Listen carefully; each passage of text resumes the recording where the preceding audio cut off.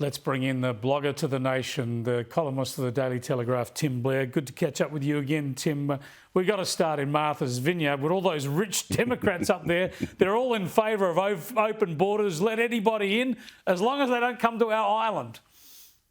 Absolutely. I was just reading a few minutes ago the Martha's Vineyard newspaper, and there was a letter in there, an email comment from a resident who said that in the very early stages, he'd volunteered to pay for a week's accommodation at one of the island's many Airbnbs.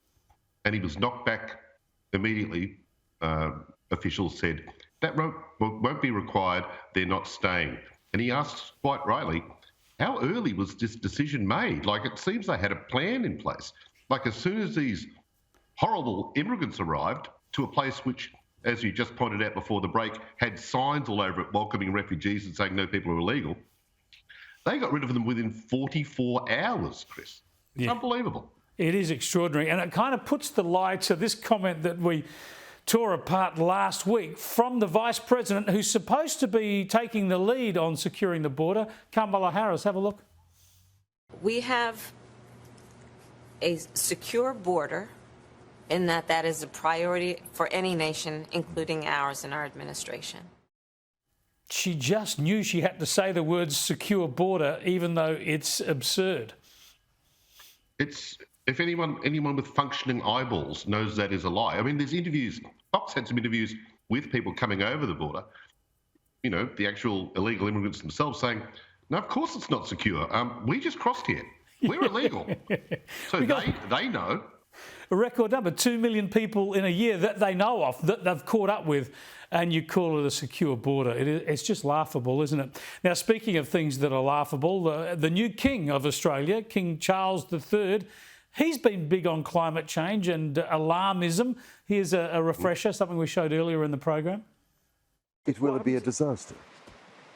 I mean, it'll be catastrophic. It is already beginning to be catastrophic because nothing in nature can survive the stress that is created by these extremes of weather. Here's an idea. Those 50 Venezuelan migrants could go and live in Sandringham while he lives in Buckingham Palace or whatever. But look, this stuff of him on climate change has always been nutty. He's been warning about tipping points for about 30 years. But Anthony Albanese says, go ahead, talk it up. That's not what a monarch's supposed to do. I don't think you'd be taking advice on royal protocols from someone who doesn't want the royal family to have anything to do with Australia. I mean, you know, Albo's a Republican. Maybe that's his angle. Maybe he's trying to undercut the monarchy by setting Charles up. But I just love vision. That is good. That is good. That's give him enough rope. Yeah, I just love the vision of Prince Charles, as he was then, strolling around the most lush, beautiful surrounds you've ever seen in your life and saying, we're all going to die and this is all going to go away. It's a catastrophe. He's feeding wine into his Aston Martin, apparently, and he has a couple of days a week without eating meat. Yeah, the last time I used wine in my car, it was actually a vengeful ex-girlfriend tipping it in there, so I'm not sure why he's hating himself. Yeah, the wine is normally spilled on the seat, doesn't go into the engine. Now, I showed earlier how Channel 9 missed Liz Truss. They saw her arriving at the funeral, didn't know who she was, assumed she might be some minor royal. It's a sort of mistake anyone could make, but apparently the BBC had pictures of Anthony Albanese and had no idea who he was. This headline says the BBC appears to forget who Anthony Albanese is. They wouldn't have known, of course, who he was to start with. Well, yeah, both the UK and Australia have had a fairly rapid turnover of prime ministers, but here's the solution. It's easy. We've been using it for years in other formats. Player numbers. Everyone has got a number. Charles would just be number 3. Yeah. Commentators just go through their list like the old footy record. Oh, right, I see that, Albo's off the bench. That's great. And all problems will be solved. It might reduce the dignity of the moment slightly, but at least everyone would be clear about who's playing, as it were. They could just have vests like netballers with their names on the front of it. It would be one. Goal defence, all that would be terrific. Prime Minister. Yeah, now speaking of sport, I wanted to mention Buddy Franklin.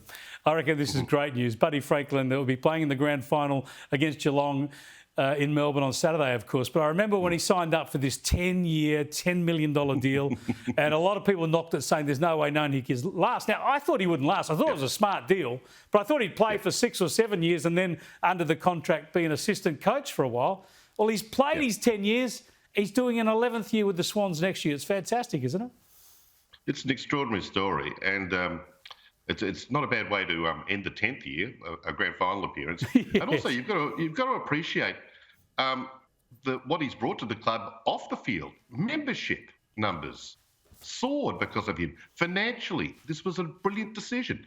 And again, we had critics back in a decade ago saying, how could this possibly make any financial sense? Look at the membership base, look at the numbers, look at the crowds. Absolutely. Been a winner for the game, winner for the Swans, that's for sure. Thanks for joining us, Tim. Good on you, mate. Go Swans. Yeah, I've got to say, my little fellows are absolutely Buddy fans, and they got a photo with him back during COVID, and Buddy and Nick Blakey were very, very generous with them. So let's hope Buddy has a big one on Saturday. I reckon if the Crows go top, though, he might rescind that extra year. What do you reckon?